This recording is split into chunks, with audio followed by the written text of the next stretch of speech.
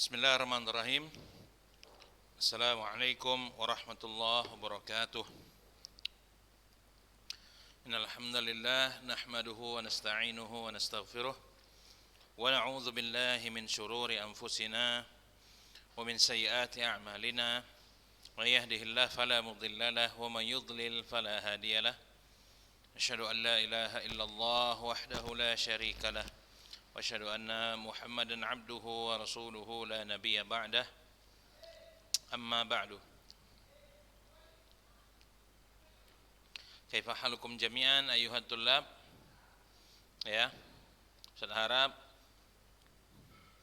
antum dan Ustaz masih dikaruniakan oleh Allah Subhanahu wa taala dengan limpahan nikmat seperti nikmat kesehatan, kemudian nikmat kesempatan sehingga kita masih bisa melanjutkan pelajaran Al-Balaghah untuk anak kelas 11. Namun terlebih dahulu ada nikmat yang lebih besar dan nikmat yang terbesar bahkan yang telah Allah karuniakan kepada kita yang tidak diberikan kepada seluruh makhluk yang Allah ciptakan. Mana nikmat ini adalah menjadi penentu kebahagiaan bagi seseorang dalam kehidupannya di dunia ini maupun di akhirat kelak. Menjadi penentu apakah seseorang itu menjadi penghuni surga atau menjadi penghuni neraka di akhirat kelak. Yakni nikmat iman, nikmat terbesar, nikmat yang menjadikan manusia itu mulia, di mana dia mengesahkan dan mengibadahi Allah, Rabbnya dan Khaliknya satu-satunya, di mana ini adalah kemuliaan bagi seorang hamba. Kemudian nikmat Islam yang dengannya kehidupan kita menjadi terarah, menjadi tertuntun karena adanya petunjuk oleh agama Islam ini, sehingga kita tidak seperti orang yang tersesat. Kita mengetahui bahwasanya kita tidak hidup di dunia ini selamanya. Ya. Kita tahu mana yang larangan Allah, mana yang perintah Allah, yang mana kalau kita mengikuti keduanya maka terciptalah kehidupan yang sebenarnya bagi kita, kehidupan yang terarah dan kehidupan yang baik. Kemudian tak lupa kita sampaikan salawat dan salam kepada Nabi Muhammad SAW yang telah mengajarkan pada kita sunnahnya, yakni sunnah itu sendiri adalah agama itu sendiri. Al-Islam huwa sunnah wa sunnah huwal Islam. Ya, di mana apabila kita tidak mengamalkan agama sesuai dengan tuntunan nabinya, maka amalan kita akan tertolak dan kita akan menjadi orang yang sangat merugi di akhirat kelak. Ya. Taib, tanpa memperpanjang muqaddimah lagi, ya, kita akan mengulang sedikit apa yang sudah Ustaz jelaskan di minggu lalu, ya, yakni tentang al-insya. Ma ma'na al-insya? Al-insya fil lughah wal ijad wal ikhtira' wal khalq wasyuru'. Insya dari segi bahasa adalah al-ijad, menciptakan, wal ikhtira', ya, Ya, artinya al-ijad wal ikhtira' wal khalq wasyuru' itu artinya menciptakan, ya. Wa fil istilah, dari segi istilah, yakni adalah omongan yang tidak, ya, omongan yang tidak ada kaitannya dengan hal-hal di luar omongan itu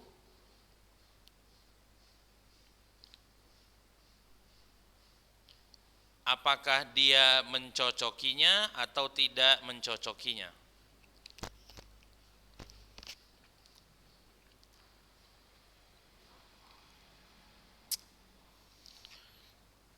au huwa kullu kalamin la yahtamilu as-sidqa wal kadhiba li dzatihi. Atau insya itu adalah omongan yang tidak mengandung kebenaran ataupun dusta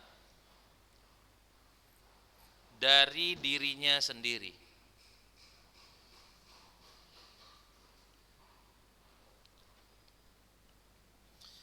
Ya, jadi insya itu adalah omongan yang tidak mengandung dusta atau kebenaran pada dirinya sendiri. Ya. Nah, as-su'al ats-tsani wal khamsun, ma hiya aqsamul insya? Ya. Apa macam-macam insya? Yang pertama, al-insya yuqassamu ila talabi wa ghairu talabi. Ya. Insya terbagi menjadi talabi dan ghairi talabi. Mal maksud bil insya ghairu talabi? Apa yang dimaksud insya ghairu talabi? Huwa ma la yastad'i matluban ghaira hasilin waqta talab. Ini ya, kalam yang tidak meminta agar sesuatu itu terjadi saat diminta atau saat ucapan itu dikeluarkan. Nah, dan dia ada beberapa macam. Wa huwa ala aqsam. Yang pertama, al-madahu wa dzammu. Ya. Pujian dan celaan. Jadi pujian atau celaan itu bukan omongan yang meminta agar sesuatu itu terjadi saat dia diucapkan. Dan pujian maupun ucapan bukanlah omongan yang di dalamnya itu ada kedustaan atau kebenaran. Ya, maka dia masuk dalam kategori al-insya. Ya, untuk melihat situ. Al-madah wa dzam wa yakunani bi ni'ma wa habbadha wa sa'a wa bi'sa wa la habbadha. Ya, madah dan zam, pujian dan celaan. Tengok di situ.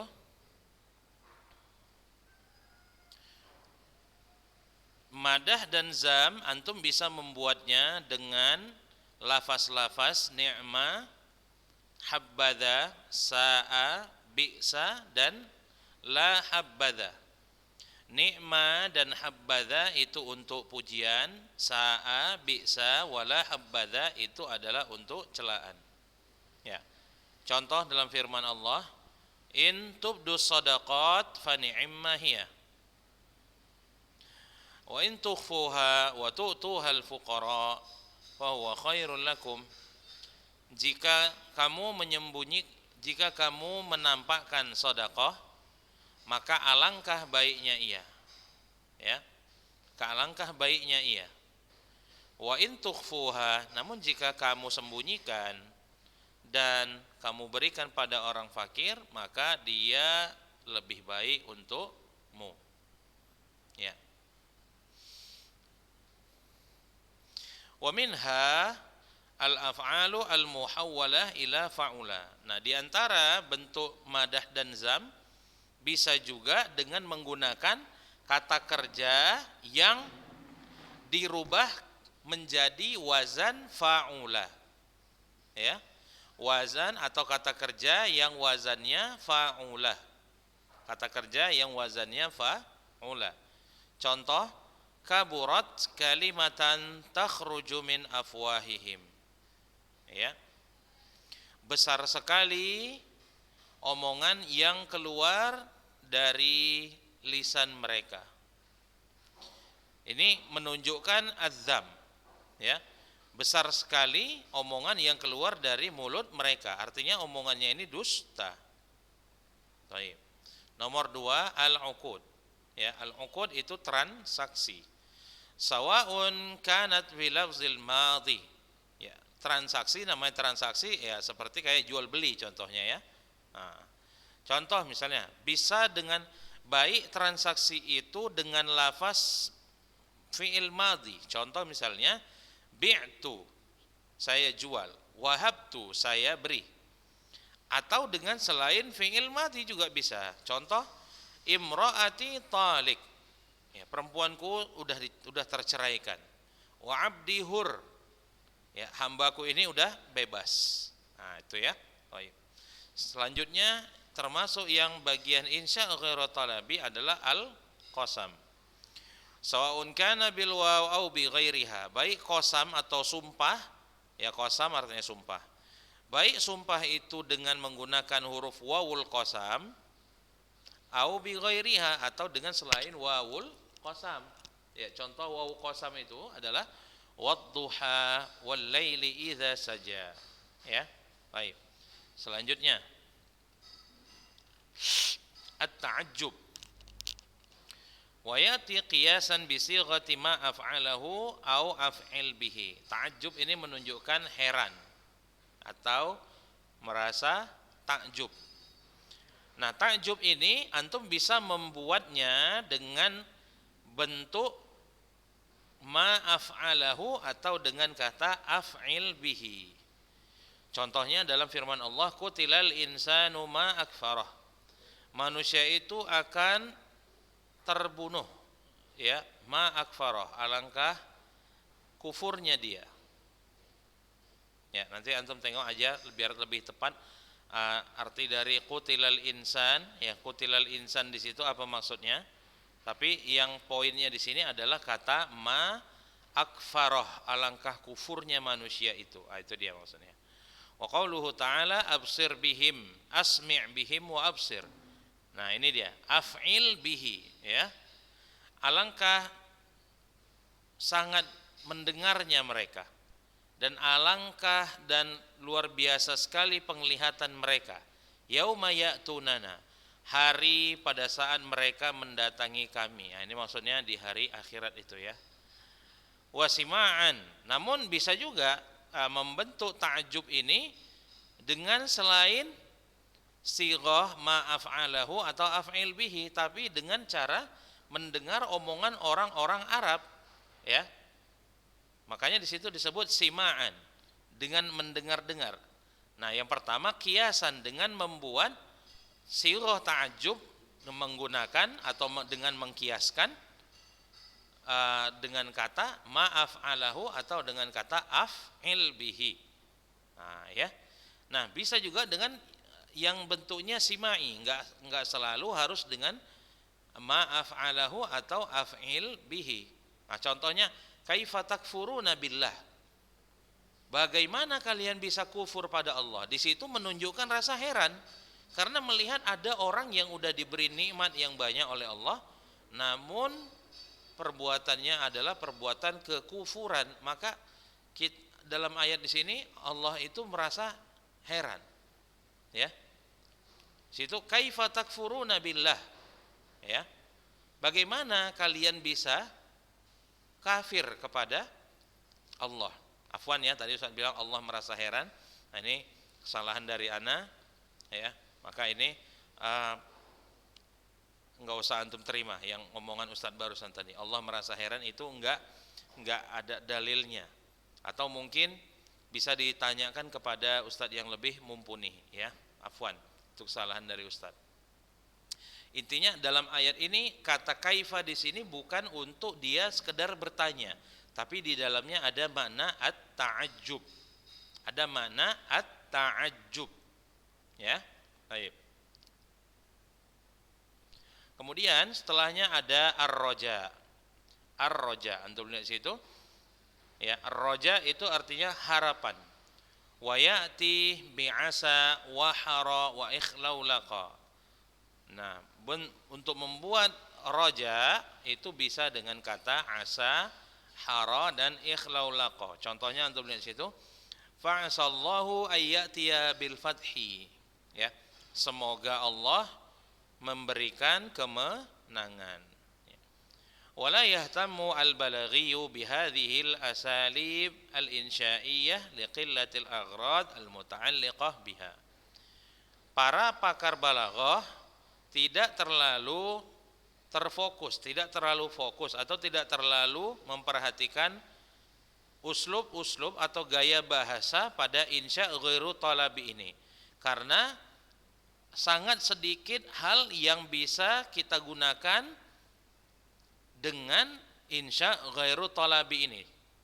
Nah, wali anna mu'zamaha akhbar, dan juga alasan lainnya adalah karena ya kebanyakan dari uslub-uslub insya ghairu talabi ini adalah sekedar akhbar, berita, nukilat min ma'aniha al-asliyah, yang dipindahkan dari maknanya yang asli, hanya digeser-geser sedikit aja, kayak tadi kan, kaifa takfuruna billah, itu kan asalnya istifham, ada kata kaifa, tapi dia di sini ada makna ta'ajubnya, ya. Kan kata kaifa bisa ditanya untuk sekedar menanya kondisi. Bagaimana kabarmu? Nah itu. Cuma dalam beberapa kondisi dia ada sedikit perubahan kayak di sini. Bisa juga untuk at-ta'ajjub. Nah itulah oleh karena itu dia hanya dianggap sebagai berita-berita, ya, yang sebenarnya cuma digeser-geser sedikit aja dari makna aslinya. Wa innama yahtammu bil insya at-talabi. Nah, fokus dari para pakar balaghah ternyata adalah pada insya talabi, jenis kalam insya yang kedua.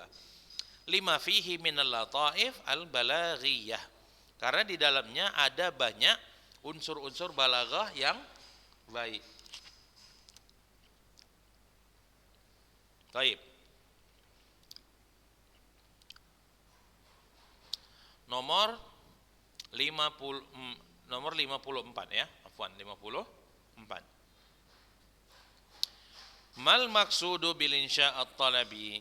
Apa yang dimaksud dengan insya at-talabi? Yakni omongan huwa alladhi yastad'i matluban ghaira hasilin waqta at-talabi hasaba i'tiqadil mutakallim. Dia adalah sebuah omongan yang menuntut agar sesuatu itu dapat terjadi, ya.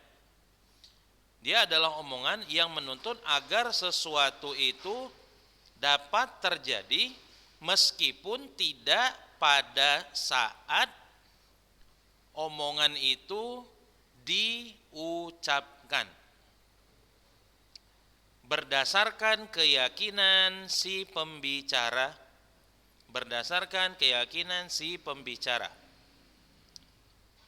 Wa anwa'uhu khamsah, ya. Jenis insya talabi ada 5. Pertama, al-amru wan nahyu wal istifhamu wat tamanni wan nida.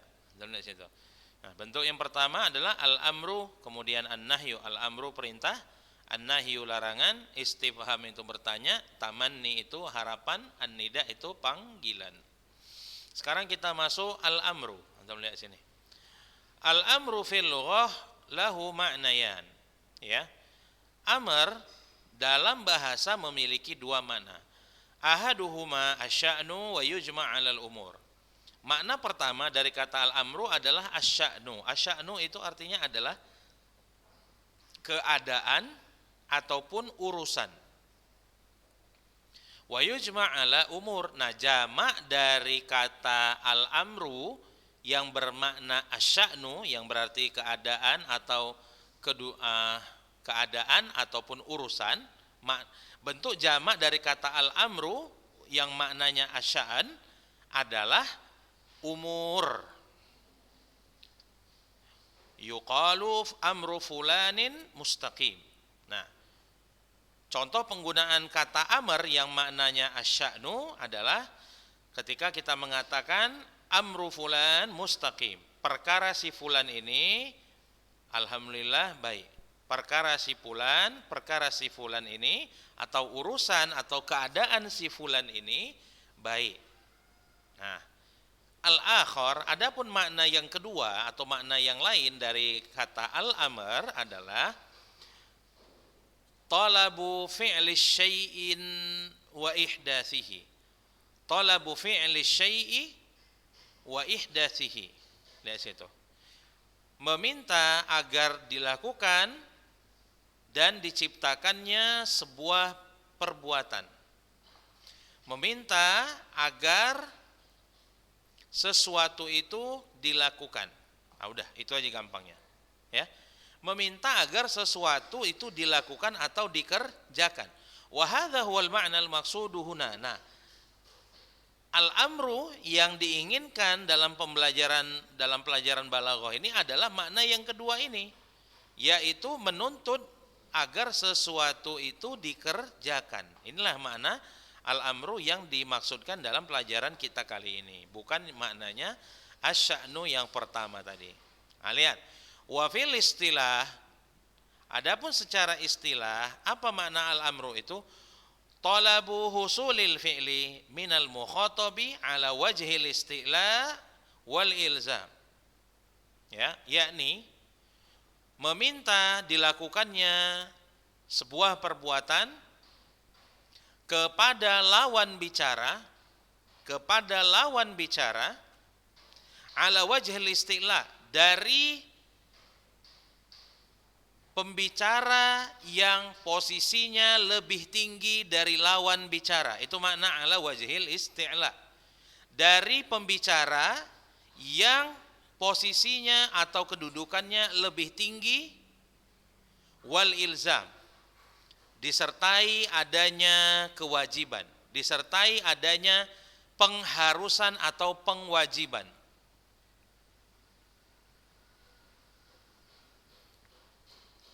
Contohnya antum tahu? Contohnya adalah seperti ketika orang tua menyuruh anaknya. Ya. Itulah maknanya al-amru, perintah. Ya. Nah, ayahnya itulah yang pembicara, mukhatabnya adalah anaknya, karena ayahnya lebih tinggi, otomatis kedudukannya dari anaknya, ayahnya meminta agar anaknya melakukan sesuatu yang diminta oleh ayahnya tadi. Itulah makna atau contoh dari al-amr. Atau gampangnya ketika Allah memerintahkan kepada makhluknya. Nah, itulah contoh al-amr. Makanya disebut ala wajhil isti'la, dari pihak yang lebih tinggi.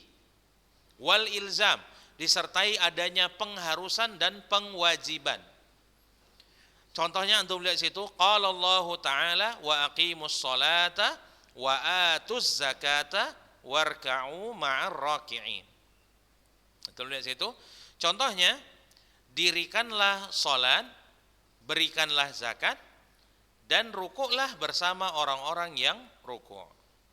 Nah, jadi disebut al-amr itu talabu husulil fi'li minal mutakallim ala wajhil isti'la ma'al ilzam atau wal ilzam.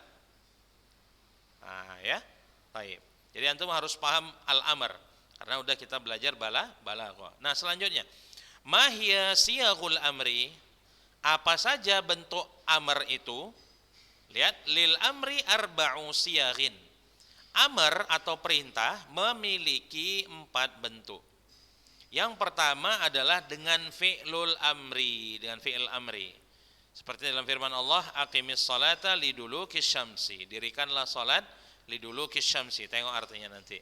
Nah, bentuk yang kedua dari amr adalah al-fi'lul mudhari'u al-muqtarinu bilamil fi'li. Fi'il mudhari' yang bersambung dengan lamul amr. Seperti dalam firman Allah, wal yattaqillaha rabbah, hendaklah dia takut kepada Allah Tuhannya. Ya, takut kepada Allah Tuhannya. Taib, bentuk yang ketiga adalah isim fi'il amr. Isim fi'il amr. Ustaz, udah isim kok fi'il Ustaz? Ah, ini dia. Ada namanya dalam kaidah nahwu itu isim fi'il amr atau isim fi'il. Maknanya adalah isim yang pekerjaannya seperti pekerjaan fi'il. Nah, makanya di keterangannya antum lihat di situ. Ya, antum lihat keterangannya di situ. Wa huwa ismun yanubu anil fi'li ma'nan wa amalan. Ya, isim fi'il adalah isim yang mewakili fi'il, baik secara makna maupun secara amal. Ya.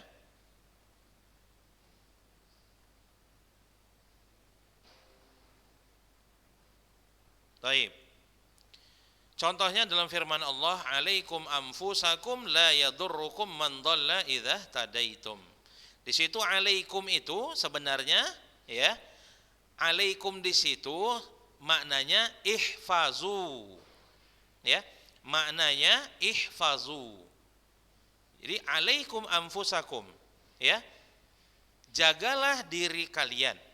La yadurrukum man dhalla idza tadaitum. Karena kalau kalian menjaga diri kalian, orang-orang yang sesat itu tidak akan dapat memberikan bahaya pada kalian idza tadaitum. Kalau kalian setelah menjaga diri itu, maka akan Allah berikan hidayah. Yang dengan hidayah itu, orang-orang sesat itu tidak akan dapat menyesatkan kalian. Nah, kemudian bentuk yang selanjutnya dari amr adalah al-masdar an-naib an fi'lil amri. Masdar yang mewakili fi'il amri. Contohnya apa? Wabil walidaini ihsanan. Ya. Ai ahsinu ilal walidaini ihsanan. Nah, di situ tengok. Masdarnya adalah kata ihsanan. Ini sebenarnya ihsanan di sini mewakili fi'il amri. Makanya disebut al-masdar an-naib an fi'lil amri. Masdar yang mewakili fi'il amri. Maksud wabil walidaini ihsanan itu sebenarnya adalah ai ahsinu.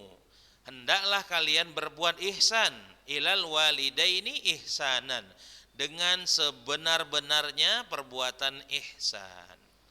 Taib ya, berhubung waktu kita sudah habis, maka kita tutup pelajaran hari ini dengan doa kafaratul majlis. Subhanakallahumma bihamdika asyhadu an la ilaha illa anta astaghfiruka wa atubu ilaik. Assalamualaikum warahmatullahi wabarakatuh.